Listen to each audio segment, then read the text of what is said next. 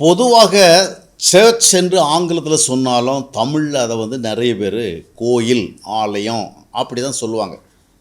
ஆனால் actually search என்று சொல்லுவதனுடைய தமிழ் ஆக்கம் கோயில், ஆலயம் அல்ல, சபை என்று தான் அர்த்தம். அப்போது சர்ச் என்று சொல்லுகிற பொழுது சபை தான். அந்த சபை கூடி வருகிற இடம், சபை கூடி வருகிற ஒரு இடம், அதுதான் ஒரு கட்டடம். இது ஆலயம் கிடையாது, கோயில் கிடையாது.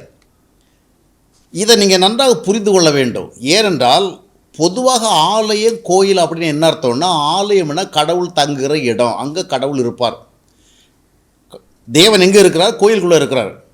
இப்போ மனுஷன் வெளியேருந்து இங்கே வரான், இந்த இடத்துல தேவன் இருக்கிறாரு, அவரை நாம் ஆராதனை செய்யணும், இந்த இடத்துல நம்ம பக்தியாக நடந்துக்கணும், இந்த இடத்துல அவருக்கு கனம் கொடுக்கணும், இந்த இடத்துல அவரிடத்துல நம்ம விண்ணப்பம் செய்யணும், வேண்டுதல் செய்யணும்.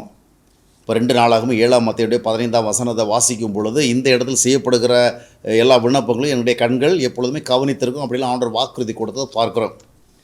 இப்போ ஆலயம்னா கடவுள் இருக்கிறாரு, அதை நம்பி நம்ம அங்கே போகிறோம், அங்கே வழிபாடு பண்ணுறோம், ஆராதனை பண்ணுறோம், அவரை புகழுகிறோம், பாடுகிறோம், காணிக்கை படைக்கிறோம், இன்னும் நம்ம அவரிடத்துல விண்ணப்பம் பண்ணுறோம். அந்த இடத்துல நம்ம ரொம்ப ஜாக்கிரதையாக பக்தியாக நடந்துக்கிறோம். இது ஆலயம். ஆனால் புதிய ஏற்பாட்டில் இந்த மாதிரி ஒரு சிஸ்டம் இல்லை. அப்போஸ்தலர் நடபடிகள் 7:48, அப்போஸ்தலர் நடபடிகள் 17:24 2 வசனங்களும் இரு வேறுபட்ட நபர்களால் சொல்லப்படுகிறது. ஒன்று அப்போஸ்தலர் பவுல், இன்னொன்று ஸ்தேவான். 2 பேரும் என்ன சொல்கிறாங்கன்னா, கைகளினால் கட்டப்பட்ட ஆலயங்களில் ஆண்டவர் வாசம் பண்ண மாட்டார் அப்படின்னு சொல்கிறாங்க. நாம் என்ன தான் கோயில் கட்டி எவ்வளோ பிரம்மாண்டமாக வச்சுருந்தாலும் அதில் தங்க மாட்டார் அப்படின்னு.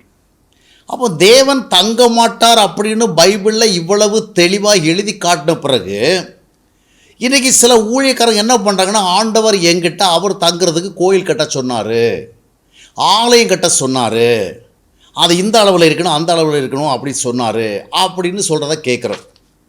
நிறைய ஊழியக்காரங்க ஒன்று வேண்டாம், தமிழ்நாட்டிலே பிரபலமான பல ஊழியக்காரங்க இருக்கிறாங்க, ரொம்ப பிரபலமானவங்க இருக்கிறாங்க. அவங்க எப்போவும் ஆண்டவரை பார்த்து கொண்டிருக்கிறதா சொல்லுவாங்க. என்ன செஞ்சாலும் ஆண்டவர் சொல்லி அப்படி அதை கேட்டு ஆடியபிளாக கேட்டு அதை அப்படி செய்கிறதா சொல்லுவாங்க. ஆண்டவரை பார்க்குறாங்க, ஆண்டவர் பேசுகிறத கேட்குறாங்க. இந்த அளவிற்கு அவங்களுக்கு ரொம்ப டீப்பர் எக்ஸ்பீரியன்ஸஸ் இருக்குது. ஆனால் அந்த ஆண்டவருடைய வேதாகமும் சொல்லுது, ஆலயத்தில் கர்த்தர் தங்குறது கிடையாது.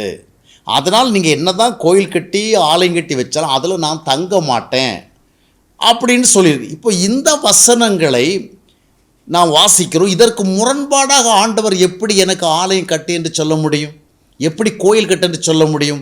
இன்றைக்கி பல பிரபலமான ஊழியக்காரர்கள் இந்த விதமான வெளிப்பாடு வருகிறது.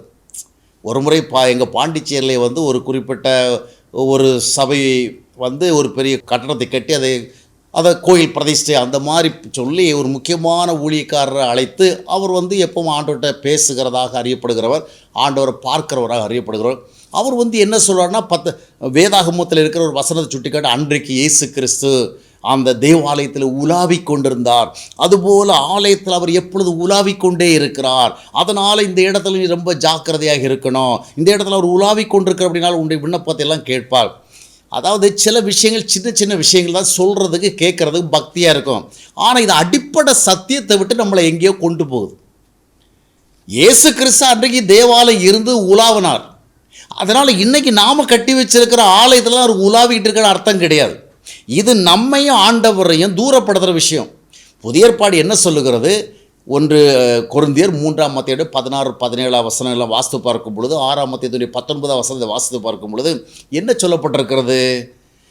நீங்களே தேவாலயம்.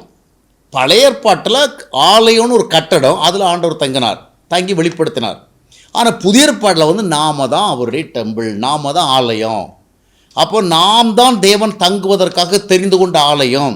அப்போ இந்த ஆலயத்துக்கு தான் நம்ம முக்கியத்துவம் கொடுக்கணும். இந்த ஆலயங்கள் எல்லாம் இணைந்து வருகிறதா சபை.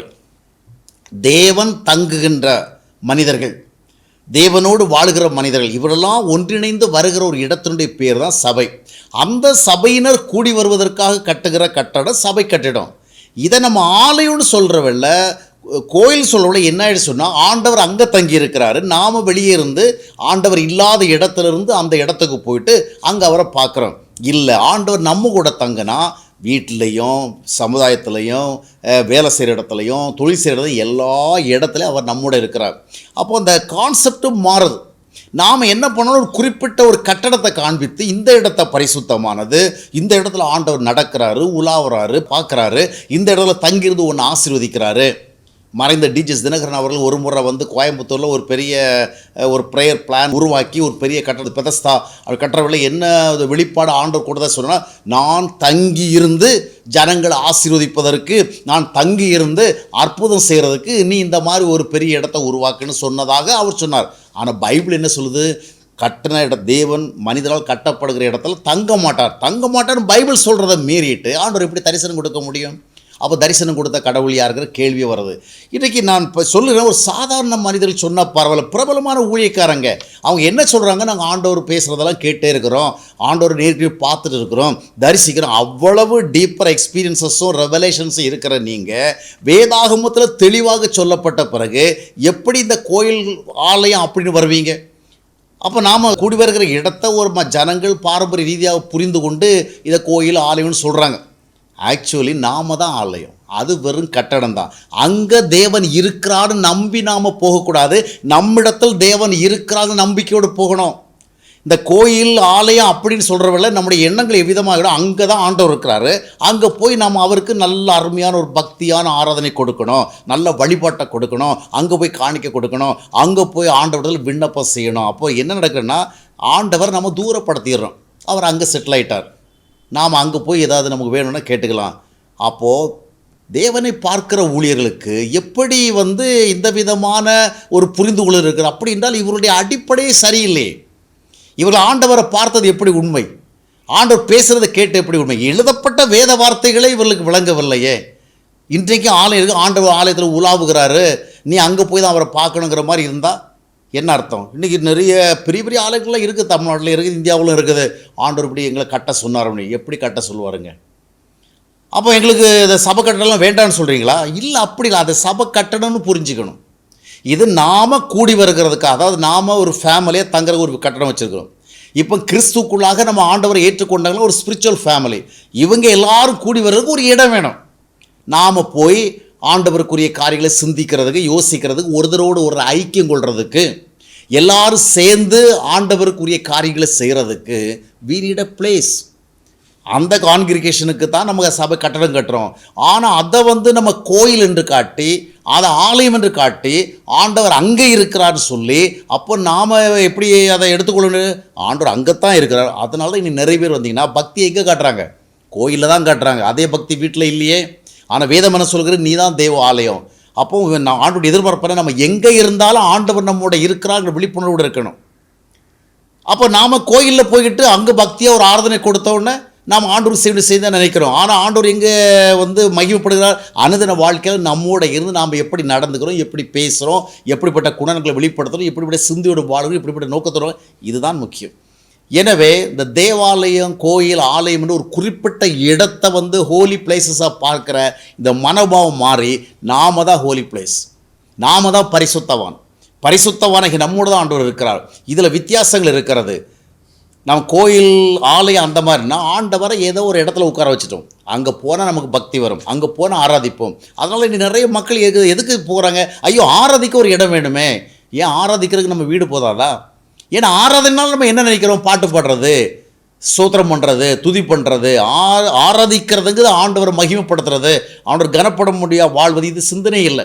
எனவே பழைய ஏற்பாட்டு கால ரீதியான அந்த வழிபாட்டு மனநிலையிலிருந்து நாம் விலகி வந்து வாழ்க்கை முறைக்கு அதை முக்கியத்துவம் கொடுத்து, ஆண்டவர் ஒரு கட்டடத்தில் இல்லை, நம்மிடத்தில் இருக்கிறார் என்கிற உண்மையை அடிப்படையாக வைத்துக்கொண்டு வாழ வேண்டும். அதைத்தான் ஆண்டவர் விரும்புகிறார்.